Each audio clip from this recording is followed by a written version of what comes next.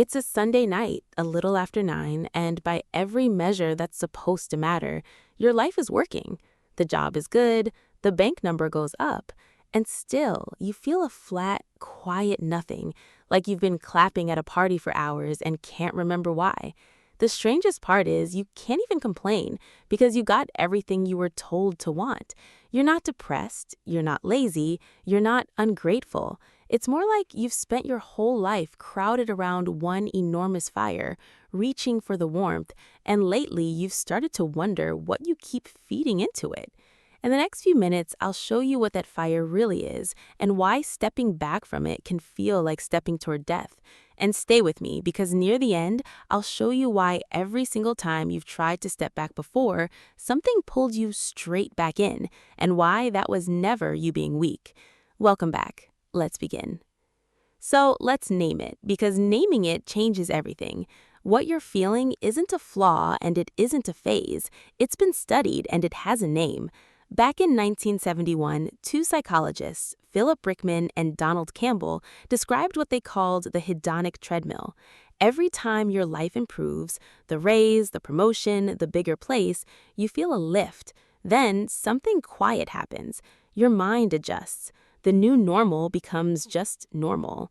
The lift fades, the baseline resets, and you start scanning for the next thing that'll finally do it.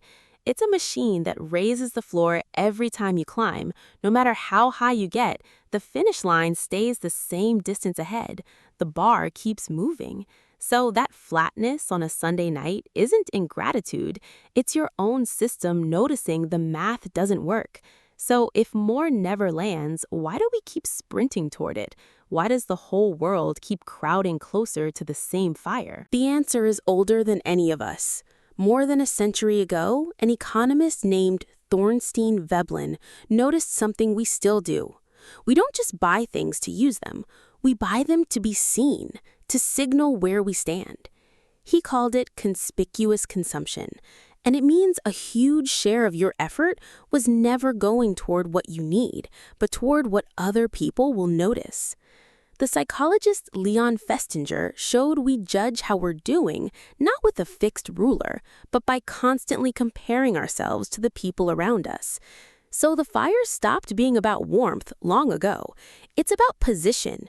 Who's closest? Who's furthest? Who's out in the cold? There's even a pattern named for the economist Richard Easterlin. As whole countries grow richer, people don't report being much happier. The fire gets bigger and nobody feels warmer. For some of you, there's a more personal layer. Maybe you learned early that love came with a report card, that achieving was how you stayed safe.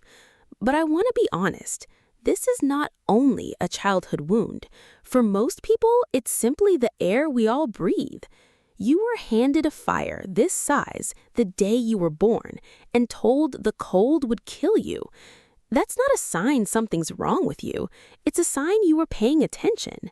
So why does that make it so terrifying to take one step back? Here's where it gets subtle. Because ambition was never the enemy. Two different engines can drive the exact same life, and from the outside, they look identical. Call the first one building. When you're building, the work connects to something real, a thing you'd be proud of, people you love, someone you actually want to become. Building has a floor. There's a point where you can feel genuinely that it's enough. Call the second engine chasing. When you're chasing, the work isn't attached to a thing, it's attached to a feeling you're trying to outrun.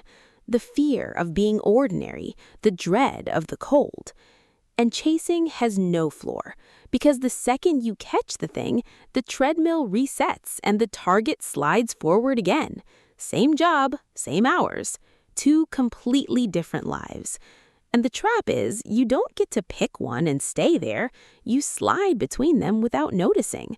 A project that started as building quietly turns into chasing the day it becomes proof you're not falling behind. The slide is silent because both feel like effort, and the world claps for them the same way. So the only question that really matters is this. When I do this thing, am I building something or am I chasing something? Hold on to that. It's the whole game. But before you can answer it honestly, you have to understand why every time you've tried to step back from the fire before, something dragged you right back in. Let me tell you something that gives most people chills. Every time you've decided to slow down, to want less, to step back, and then found yourself weeks later sprinting harder than before, you probably filed it away as proof you're weak. I need you to hear this. It was never weakness.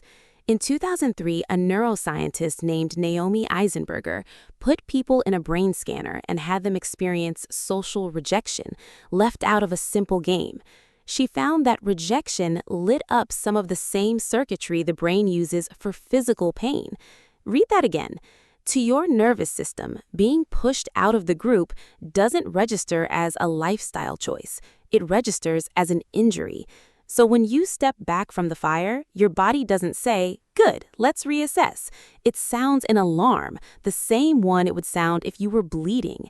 That yank back toward the crowd isn't a character flaw. It's a survival reflex firing exactly as designed. And this is why willpower alone always loses. You can't out-discipline a system convinced that stepping back will get you killed. So the way out was never to grit your teeth and force it.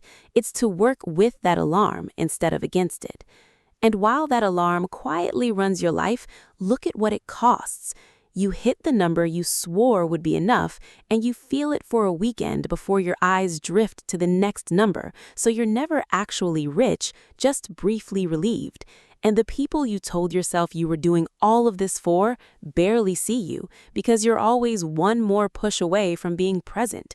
You end up spending the single life you have, buying a future you never quite arrive at. That's the bill the fire charges.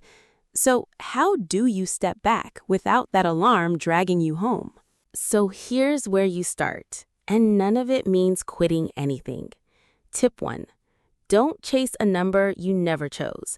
The treadmill keeps winning because the target is invisible and never stops moving. So make it visible. This weekend, take 20 minutes and write down one real number. The income, the savings, the life that would genuinely cover your needs, plus an honest margin. The psychologist Schwartz calls the people who do this satisficers. They decide what's good enough, then they stop. His research finds they're steadily happier than the maximizers chasing the very best of everything. Write your number on a card you'll actually see. Past this, I'm playing a game I never agreed to. You can't step off a treadmill you refuse to measure. Tip 2. Don't confuse the fire's warmth with your own. Most of the heat you're chasing is really about position, and Festinger showed we measure ourselves almost entirely against the people around us. So starve the comparison. For the next 7 days, cut out the one feed that reliably leaves you feeling behind. The app, the account, the person whose life you scroll like a scoreboard. And when the comparison sneaks in anyway, name it out loud. That's their fire. It was never my warmth. You're not going cold. You're just learning which heat is actually yours. And tip 3, the one that changes everything, don't quit the race. Change the prize.